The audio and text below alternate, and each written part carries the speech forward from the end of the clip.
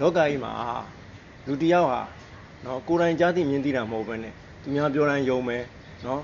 သူများအသွေးထိုးတိုင်းယုံမယ်ဆိုလို့ရှိရင်အဲ့ဒီစကားကိုယုံပြီးတော့မိမိကပြောပြီးလုပ်ပြီးဆိုတာနဲ့အဲ့လိုဟာသူများရဲ့နော်စိတ်စေရာအခိုင်းဘက်ဖြစ်သွားတယ်ဒါတည်းမကဘူးအမှန်ကြီးတဲ့ဖြစ်မလားဆိုအမှားဖြစ်ဖို့ကများသွားတယ်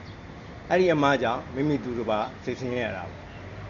ပေါ့ပညာရှိတဲ့သူတော်ကောင်းတွေကဉာဏ်ပညာရှိတဲ့သူတော်ကောင်းတွေကအဲ့လိုမဟုတ်ဘူးနော်မိမိကိုယ်တိုင်မြင်သိကြားသိတာမျိုးမဟုတ်ဘူးဆိုလို့ရှိရင်ကိုယ်တိုင်စုံစမ်းတယ်စူးစမ်းတယ်လေးလာတယ်သုံးသပ်တယ်ဝေဖန်တယ်ဉာဏ်နဲ့ရှင်တယ်အမှားမှန်ခွဲကြတယ်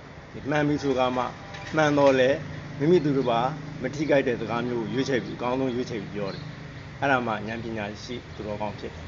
အဲ့လိုမဟုတ်ဘဲနဲ့သူများပြောတိုင်းယုံပြီးတော့နော်ကိုပြောချင်တာပြောလိုက်မယ်ကိုကလူကြီးပဲနော်အောက်လိုက်ငယ်သားကိုငါပြောတာပဲနော်ခံဆိုတဲ့ပုံစံမျိုးကတော့အမှန်တရားဖြစ်မလာနိုင်ဘူးနော်တရားကိုမြန်လို့တဲ့ပုံကိုယ်တွေကမှားမှန်မှန်မှန်ကြီးတဲ့လူကပဲပြောပြောငယ်တဲ့လူကပဲပြောပြောနော်အပြန်အလှန် research ရှိတယ်လေးစားတယ်ရှင်သာရိပုတ္တရာနဲ့နော်ကိုရင်ငယ်လေးကိုပဲကြည့်ကိုရင်ငယ်လေးကရှင်သာရိပုတ္တရာကိုထောက်ပြတယ်နော်